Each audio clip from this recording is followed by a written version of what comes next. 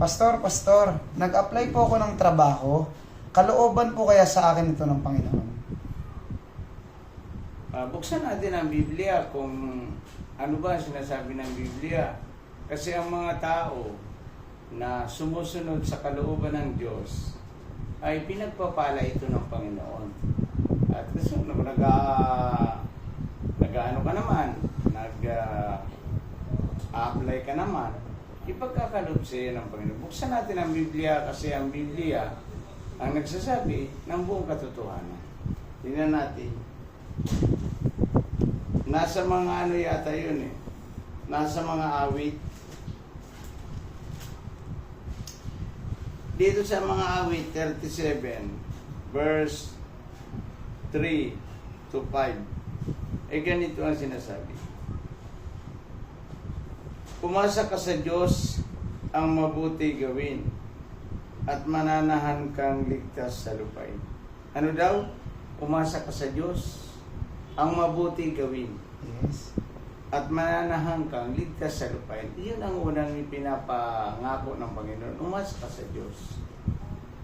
Pangalawa, sa verse 4 ng awit ng 37. Sa Diyos mo hanapin ang kaligayahan at ang pangarap mo'y iyong makakamtan. Sa Diyos mo hanapin. Sa Diyos mo hanapin ang kaligayahan at ang pangarap mo iyong makakamtan. Di ba? Maliwanag naman. Ano ang sabi daw? Sa Diyos mo hanapin ang kaligayahan. Ano bang ibig sabihin ng kaligayahan? Ibig sabihin, paglingkuran mo ang Diyos. Yes. Paglingkuran mo ito.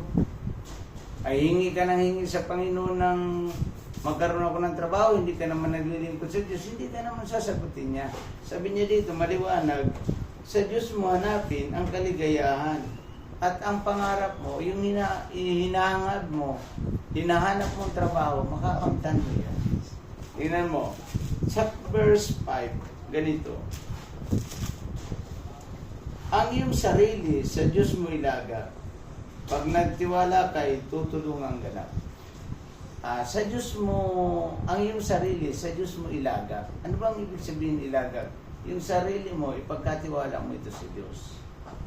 At sabi ng Panginoon, tutulungan kang ganap sa iyong pangangailangan, sa iyong trabaho. Kaya sabi dito, ulitin ko, sa Diyos mo hanapin ang kaligayahan at ang pangarap mo iyong makakamtan. Sa Diyos mo hanapin ang kaligayahan.